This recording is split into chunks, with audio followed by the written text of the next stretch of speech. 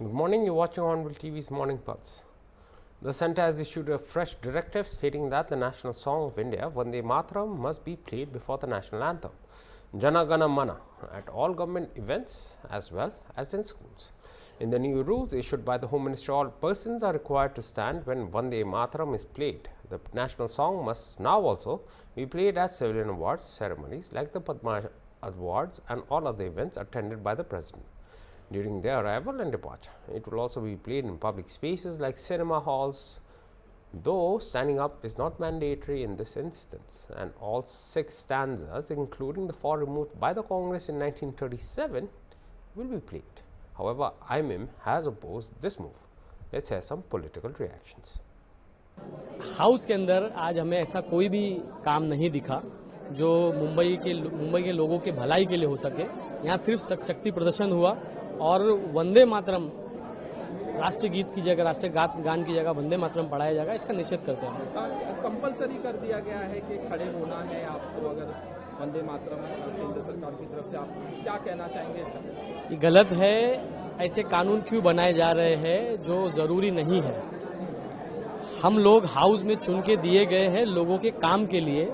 वंदे मातरम के जैसे टॉपिक के ऊपर बहस करके क्या फायदा। आज मुंबई के अंदर कई सारी प्रॉब्लम्स ऐसी है, कई हम 2026 में रहने के बाद भी कई जगह ऐसे है जहां पानी के प्रॉब्लम है। आज कंटिन्यूस हमें गोंडी से मैसेज आ रहे थे कि पानी के प्रॉब्लम्स है। इसका विरोध करते हैं? बिल्कुल विरोध करते हैं। तो नहीं खड़े होंगे, वंदे मातरम कहा जाएगा? Yes, I will try my best कि हम नहीं खड़े हो उसके। नहीं, हाँ नहीं खड़े होते हैं। तो स्कूलों में और बाकी जगह हम सब चीजों का विरोध करेंगे। स्कूल में भी क्यों बच्चे खड़े हो उसके? जब देश का राष्ट्रगान है हमारे पास तो फिर वंदे मातरम की जरूरत क्या है? वंदे मातरम का निषेध करते। आप पे थोपा जा रहा है, जबरदस्ती थोपा हम पे थोपा जा रहा है। अच्छा, और इसका निषेध करेंगे, इसका विरोध करेंगे। स्कूल में भी हम बीएमसी के माध्यम से जितने भी बीएमसी के स्कूल है जिसमें इसको कंपलसरी कराया जा रहा है उसके लिए भी हम यहाँ पर विरोध करेंगे। भाई एक बार फिर से आपका नाम बताएं। मेरा नाम जमीर कुरैशी है, वार्ड नंबर 136 गोवंडी से, MIM का corporator. Vande Mataram. Congress respected Vande Mataram. Congress is following Vande Mataram. Congress has given national flag. Congress has given Rashtragite, national anthem. Congress has given independence. Congress has given everything to this country. So they don't have any option. They have to follow whatever we had given to this country. BJP is doing. Sir, your brother D.K. Suresh is saying that Siddaramaiah ji should keep his words. Time will answer for all those things. Sir, you've come to Delhi. BJP is saying that the whole world.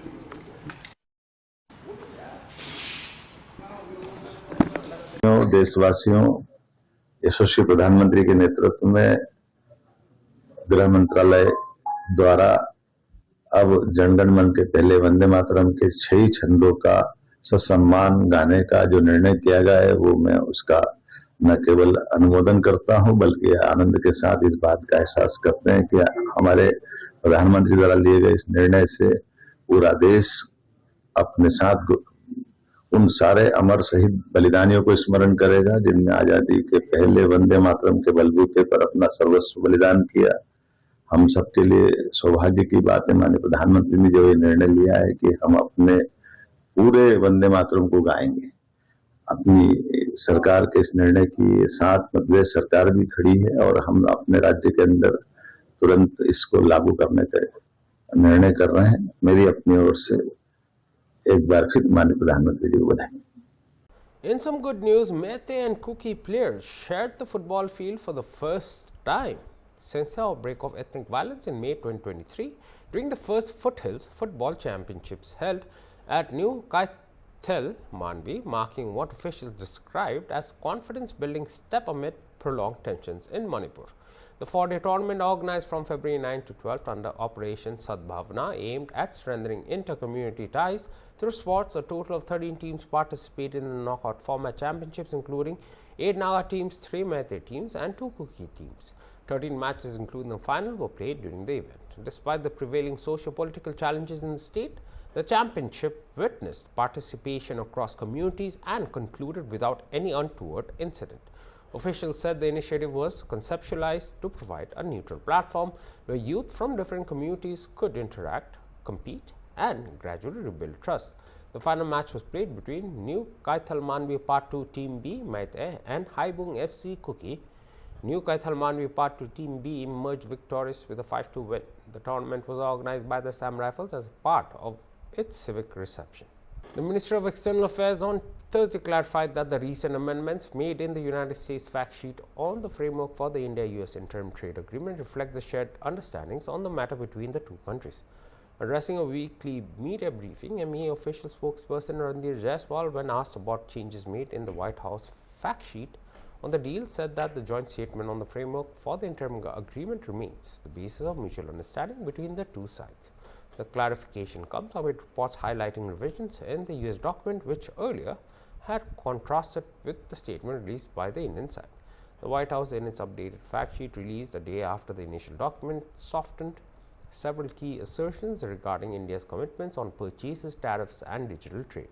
The revised fact sheet now states that India intends to buy more American products and omits the term agriculture from the list of product categories. Changes were also made in the tariff section. Regarding your question on the fact sheet, all of you are aware that India and the United States, we had agreed to a joint statement on the framework for an interim agreement on reciprocal and mutually beneficial trade. This was issued on 7th February 2026. The joint statement is the framework and remains the basis of our mutual understanding in this matter. Both sides will now work towards implementing this framework and finalizing the interim agreement. The amendments in the US fact sheet reflect the shared understandings contained in the joint statement. Minister in charge of Community and Rural Development and General Administration Department, Basustines Sotun, graced the first convocation ceremony of the Reboy Presbyterian Synod Music Institute as the chief guest. The convocation program was a momentous occasion for the institute as it marked its first formal graduation ceremony celebrating the academic and musical achievements of its students. During the program, the minister distributed certificates to students who successfully completed various courses offered by the institute. Certificates were awarded to students who passed the Tonic Solfa Diploma, Staff Music Theory, Khasi Traditional Music Diploma, Children's Vocal Training class, and the Lay Leadership course.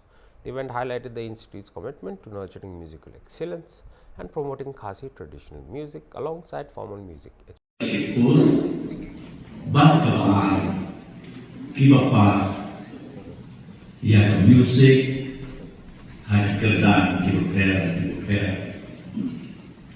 not what we see before, but la fortune and God.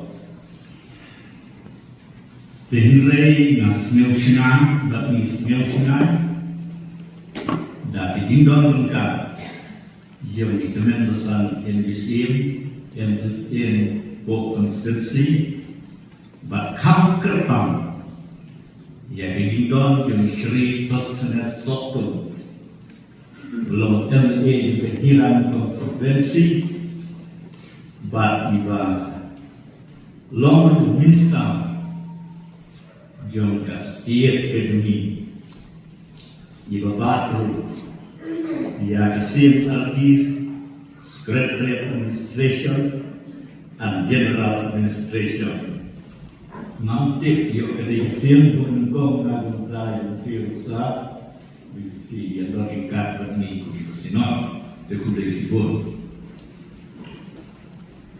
dengan kerjaan yaitu lepas yang leadership course itu dibangun yo certificate semua biaya kan tiada di lepas yang leadership course dengan kebentai ini dengan sesuatu lambat dihikai berkelayo lambat dihikai bakabalan kadang kami yang itu semua kabalan kadang kami yang di dalam bakabalan kadang kami yang itu por yang di dalam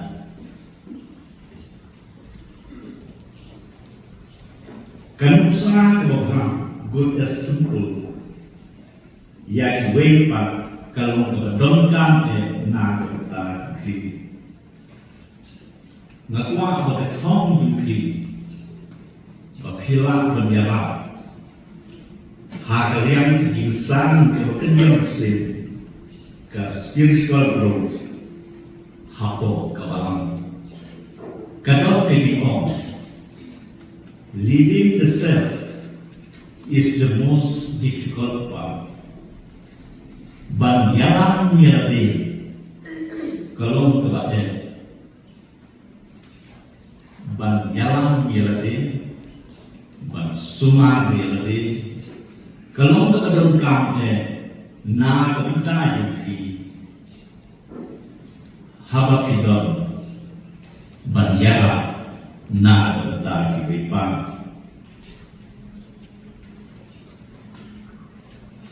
Misnufo balakada lakadi ka bela, lakadi ka medalit, lakadi ka duitara, kabadon ka dak yung biging orpat krak kanong piso. Kajingtem kabadon kadak jing orpat kanong piso. Nikma batilong kajingtem kabondon kanong kadak kepecik orpat kenang bakasur kasyong na keni lengwai di bat kasur kan keren ya wepa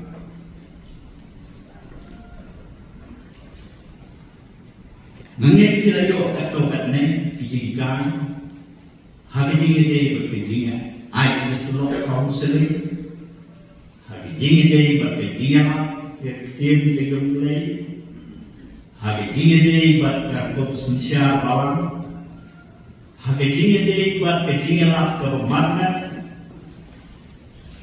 ba nangit itu halagi jom di bawang ban long tinong kay school berpau kadang dawafa happy bawang ini. The Odisha government has revised its surrender and rehabilitation policy for left-wing extremists to make it more specific and remove ambiguities, as senior officials said on Wednesday. A notification by the Home Department on February 9 said the policy applies only to Maoists and their frontal outfits or those who are known identified cadres of banned organizations surrendering with or without firearms. It clarified that persons involved in activities of the banned organization in Odisha, irrespective of whether they are natives of the state, will be eligible under the scheme. जैसा आप जानते हैं, एक नई surrender और rehabilitation policy राज्य सरकार के द्वारा घोषित की गई है।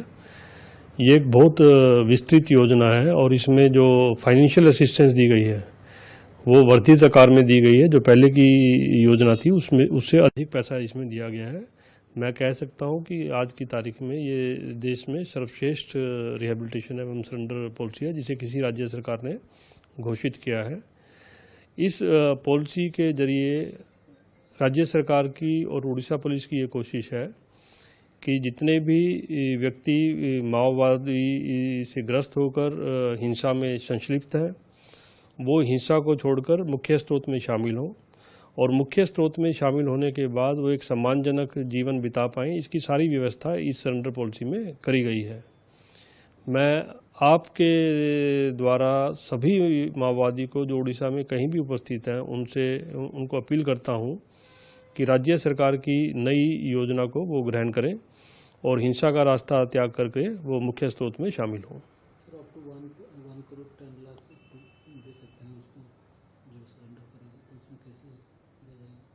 ये पूरा जो है योजना के अंदर बताया गया है, उसके रैंक को देखकर जो है विभिन्न रैंक के लिए विभिन्न फाइनेंशियल असिस्टेंस का उसमें प्रावधान है। और जैसा कि मैंने बताया सिर्फ फाइनेंशियल असिस्टेंस ही नहीं है, इसके अंदर उसको स्किलिंग की भी बात करी गई है, उसके घर की बात करी गई है और उसकी जो विभिन्न रिक्वायरमेंट्स हैं उसको कैसे मीट करा जाएगा, उस सब की व्यवस्था इस योजना में करी गई है। और एक बहुत ही सोच विचार करके एक कोशिश करी गई है कि जो व्यक्ति काफ़ी समय से माओ हिंसा में व्याप्त थे वो समाज के मुख्य स्रोत में वापस आएँ। और मैं कहूँगा कि ये जो योजना है ये दर्शाती है राज्य सरकार के अभिमुख्य को, जिसमें कोशिश करा गया कि न केवल वो हिंसा का पथ त्याग करें बल्कि वापस आने के बाद वो एक सम्मानजनक जीवन बिता पाएँ, इसकी व्यवस्था इस योजना में करी गई है। जो भी उड़ीसा राज्य में जिनकी मौजूदगी है और जो यहाँ पर हमारे रिकॉर्ड में है उन सब के लिए योजना लागू है।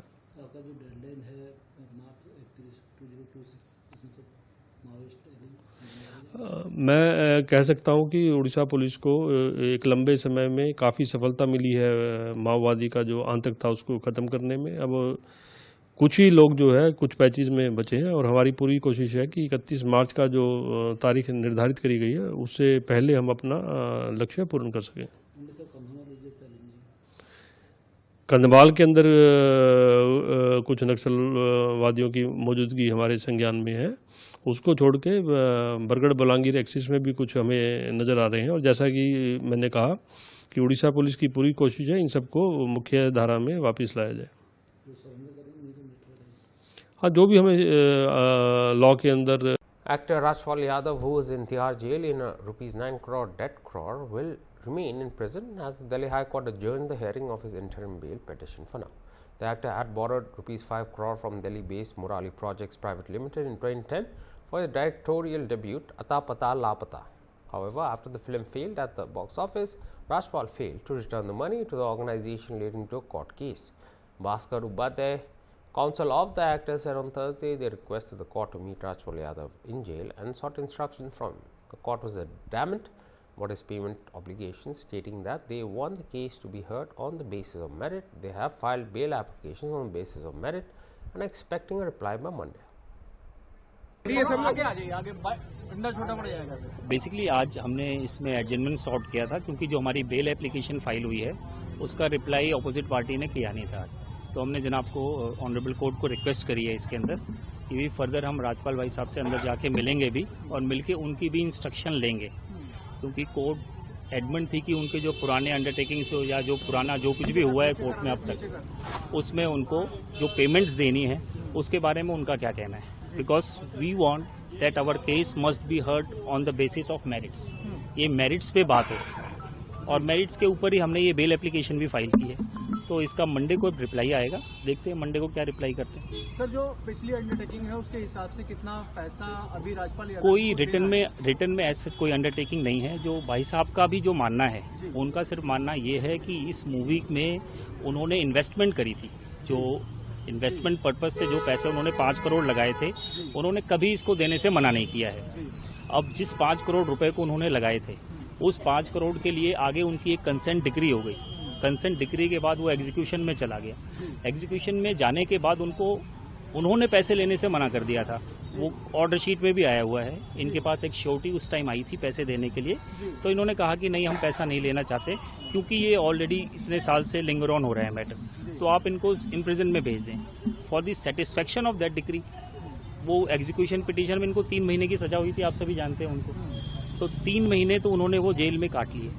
अब उस जो कंसेंट डिक्री का वो पार्ट था उसी की बेसिस पे ये कहा गया था कि पुराने एग्रीमेंट्स रिवाइव नहीं होंगे।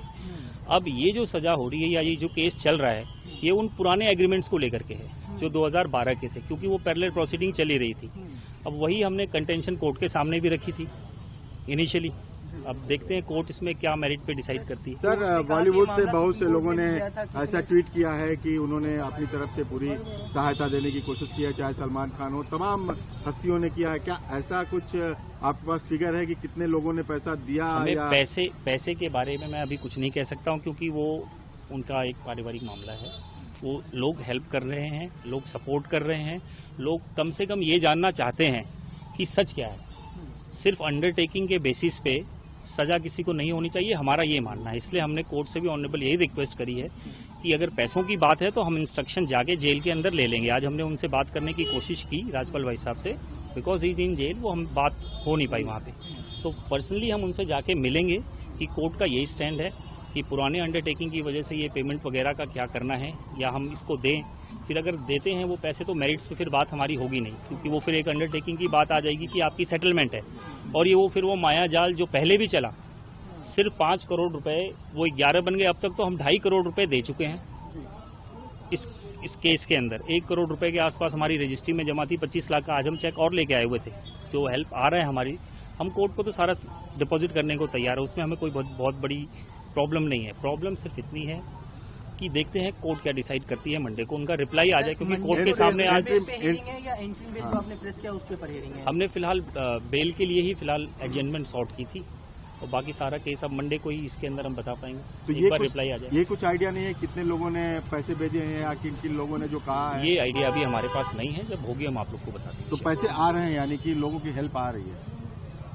अब उससे तो डिनाई किया नहीं जा रहा। अगर लोग मदद कर रहे हैं तो मदद तो आ रही है, उससे तो डिनाई नहीं किया है हमने। बट थिंग इज कि क्या आ रहा है, कितना आ रहा है, कौन कितने पैसे दे रहा है, इन सब चीज़ों हमें देखो। बेसिकली हमारा क्या उद्देश्य है? हमारा उद्देश्य सिर्फ ये है कि कम से कम सच सामने आए, और हम उसी के लिए दोबारा ये जनाब जो ऑनरेबल कोर्ट को हमने रिक्वेस्ट करी है कि हम मंडे को उनका रिप्लाई आ जाने देते हैं बेल पे, क्योंकि आज उन्होंने रिप्लाई फाइल नहीं किया था। एडवांस कॉपी हमने कल ही सर्व कर दी थी, तो अब जब मंडे को reply. The Ranchi District Collectorate received a bomb threat email on Wednesday. Following the email, panic erupted in the administrative department, and security forces, including bomb detection and disposal squad and a sniffer dog team, arrived at the building today to conduct a search. Kotwali DSP Prakash Soy confirmed the threat, stating that the cyber cell teams are working together to trace the sender of the email. Previously, a civil court also received a similar email, and an investigation into it is ongoing.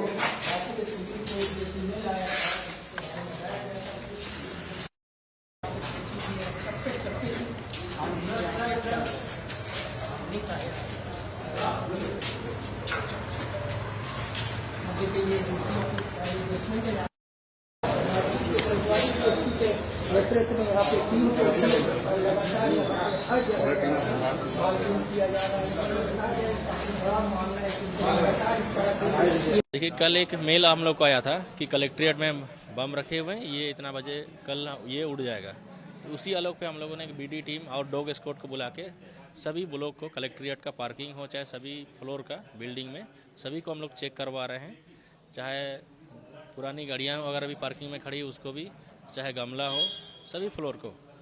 अभी तक ऐसा कोई वस्तु नहीं आया है, फिर भी हम लोग कंप्लीट अभी नहीं हुआ है, कंटिन्यू चल रहा है, इसको चल रहा है। इसके बाद मेल का जो सोर्स है उसको भी हम लोग साइबर से पता करवा रहे हैं। हाँ, कोर्ट में भी आया था, उसका मेल का अभी तक फाइनल नहीं आया है, थोड़ा सा टाइम लगता है उसमें, तो उसको स्क्रूटनी करना पड़ता है, फिल्टर करना पड़ता है, तो उसका अभी तक डिटेल एग्जैक्ट नहीं आया है, तो उस पर भी हम लोग लगे हुए, जल्दी आ जाएगा, उस पर हम लोग कार्रवाई करेंगे। मेल आया है तो हम लोग मान के ही चलते हैं कि भाई कोई बदमाशी कर रहा है, तो बाद वो तो नेक्स्ट स्टेप है, लेकिन पहले तो हम लोग पता कर रहे हैं कि कौन इस तरह मेल कर रहा है, उसको पहले हम लोग खोज रहे हैं। तो सर, मामला की जांच की जा रही है? हाँ, नहीं अभी चल रहा है, कंटिन्यू चलेगा, अभी कंप्लीट नहीं हुआ है। बीडी टीम है और डॉग स्क्वाड का एक्सप्लोसिव वाला। That was all for this Ask Bulletin. For more news and updates, stay tuned to Onville TV. Goodbye.